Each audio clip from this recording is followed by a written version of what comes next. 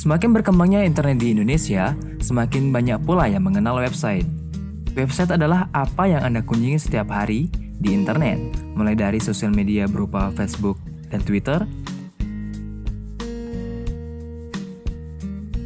online shop seperti Tokopedia, Shopee, Bukalapak, dan Blibli.com, semua itu termasuk website.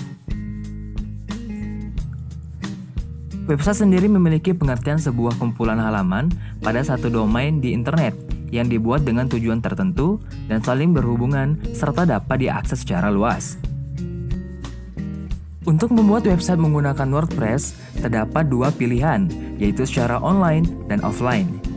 Jika kita ingin membuatnya secara online, maka kita harus terlebih dahulu memiliki domain dan hosting. Nah, sedangkan secara offline kita bisa menggunakan salah satu software yang akan saya bahas di video ini, yaitu Zemp.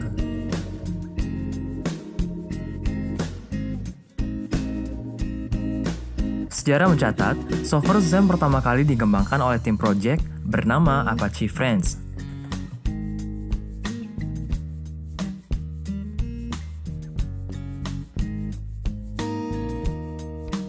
Sedangkan fungsi Zemp sendiri adalah sebagai server yang berdiri sendiri dan terdiri dari beberapa program, antara lain Apache sebagai web server, MySQL sebagai database, PHP atau PHP sebagai server scripting, Perl yang merupakan bahasa pemrograman, FileZilla sebagai FTP server, Tomcat sebagai web server pendukung Java Server Page. Dalam prakteknya, Zemp bisa digunakan untuk menguji kinerja fitur, ataupun menampilkan konten yang ada di dalam website kepada orang lain, tanpa harus terkoneksi dengan internet.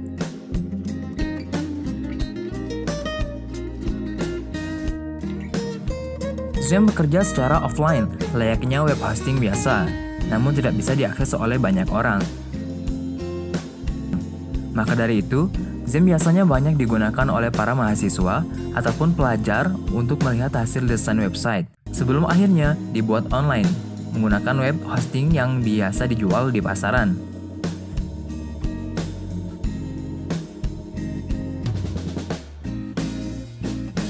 Nama Zemp itu sendiri jika dijabarkan secara gamblang, masing-masing huruf yang ada di dalam nama Zemp menurut para ahli memiliki arti sebagai berikut.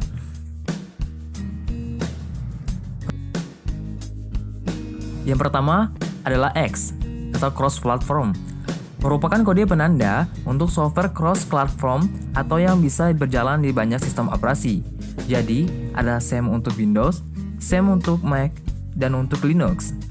Semua itu bersifat free download. Selanjutnya, A atau Apache. Apache Server telah diluncurkan sejak tahun 1995, serta menjadi salah satu web server yang paling populer sejak diluncurkan hingga saat ini. Kemudian huruf M. M atau MySQL ataupun MariaDB merupakan aplikasi database server yang dikembangkan oleh orang yang sama. MySQL berperan dalam mengolah, mengedit, dan menghapus daftar melalui database. Kemudian huruf P yang pertama dari akronim kata Zemp adalah inisial untuk menunjukkan eksistensi bahasa pemrograman PHP. Bahasa pemrograman ini biasanya digunakan untuk membuat website dinamis, contohnya dalam website berbasis CMS WordPress. Untuk huruf V selanjutnya merupakan singkatan dari bahasa pemrograman Perl, yang kerap digunakan untuk memenuhi berbagai macam kebutuhan. Perl ini bisa berjalan dalam banyak sistem operasi, sehingga sangat fleksibel dan banyak digunakan.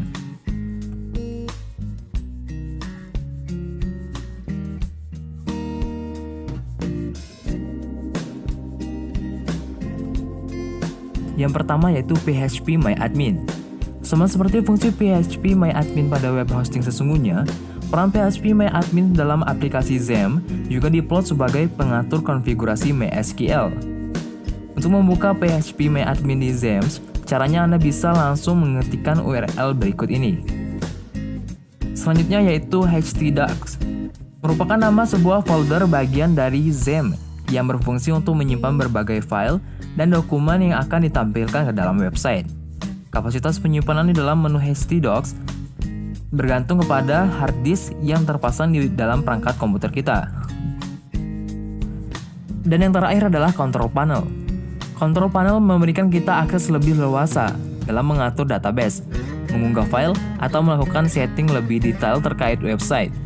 Dari dalam control panel kita juga bisa mengatur stop dan start aplikasi XAMPP agar tidak memberikan kinerja komputer.